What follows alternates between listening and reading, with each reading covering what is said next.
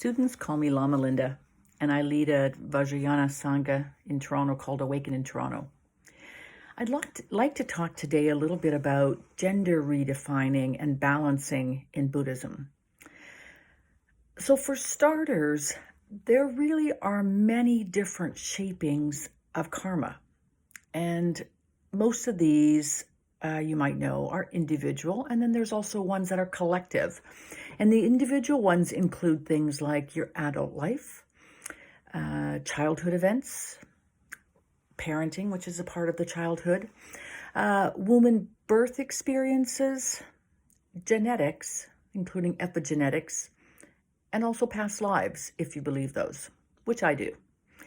And then there's also collective influences of karma, and many of these include some of the biggest ones, like culture, like socioeconomic status, and gender.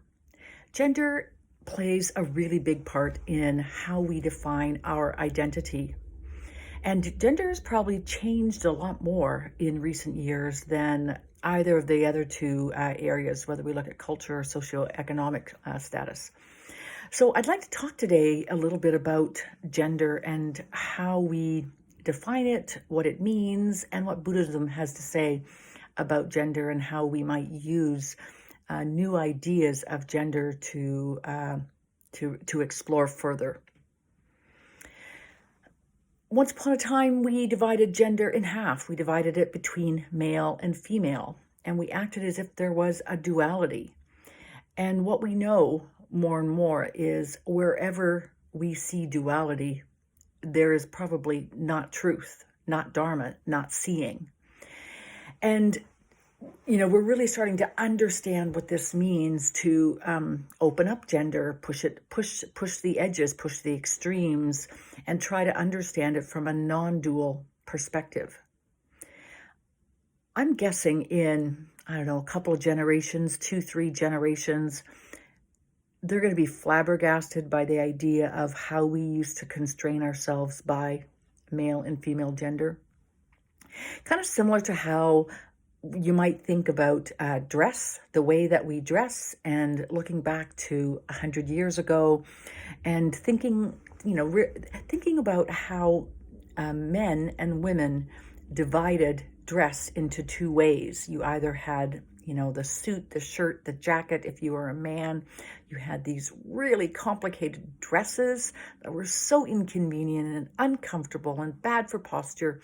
And you had corsets and layers of dresses to, underneath them. And none of that is so relevant today. We don't do that anymore. And we imagine a lot more variety. We imagine a lot more options in how we dress. And, certainly the upper classes, the upper socioeconomic classes restrain themselves the most. And I think in some ways we're seeing this again, where from a gender perspective, we're being the most restrained when we think we are the most cultured. And yet this perhaps is not to our benefit. So that's a little bit about how we define gender on the outer, and thinking about how we dress and how we're perceived by others and the way that we look. But really, truly, there is not enough said about gender on the inside, and trying to understand what that means, what it means to have a gender on the inside of us, and how limited we are in that gender. And truly, the way that we describe male and female qualities is way more limited than how it might be, and how, from an exploration perspective, it should be. So modern Buddhism, particularly Vajrayana Buddhism, really makes room for all beings to find the balance within themselves, starting there, within themselves, for both male and female qualities, and opening this up. I find it really helpful to get rid of the words male and female. And I use colors to describe them when I'm teaching. And, teaching words like green and yellow. So when I think of what green is what used to be called male. And it really does represent that there is a particular quality. There's a cluster of qualities that involve the active principles, analytical. It's the left brain. It's often the leader in a group. It's also what we call the head, the thinking brain, the mind. And all of this is now what I describe as green, because I might look like a feminine female person on the outside, but I have a lot of green within me. And I like to embrace that green. There's a time and a place to be green, a time and a place to have those qualities. And they shouldn't be limited by the way I am perceived on the outside. And yet, there has been way too much green in the world in the past, too much valuing of green at the expense of what I call yellow. So the yellow color, the yellow energies and qualities are what used to be called female. And they are much more the receptive qualities, the intuition. It's the supporting role. Can't have all leaders. We have to have supporting as well. So it's the supporting roles. It's the right brain, the heart. And with the heart is also the body and the feelings. And this yellow energy has not been valued enough in the past.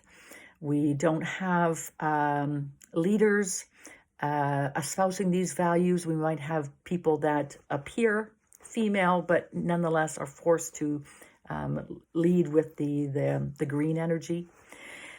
And really, it's time for us to make room for more yellow qualities in the world, and to see where, if we lead with yellow qualities, we may come up with different solutions, and the solutions may be actually much better for us in society, in the world. And in truth, each of us wants to learn to develop green and yellow qualities within ourselves, so that no matter what the situation requires, we have the capacity, the skills to show up as green. We have the skills to show up as yellow. We can flex them. We can go back and forth.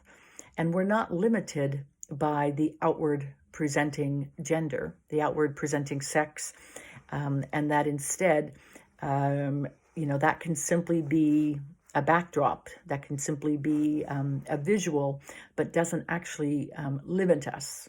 And if we can lean more into the balancing of the green and yellow energies and the opportunities that we make for leading with these different qualities, then I believe we'll have a much more balanced, wholesome society, both now and going forward into future generations.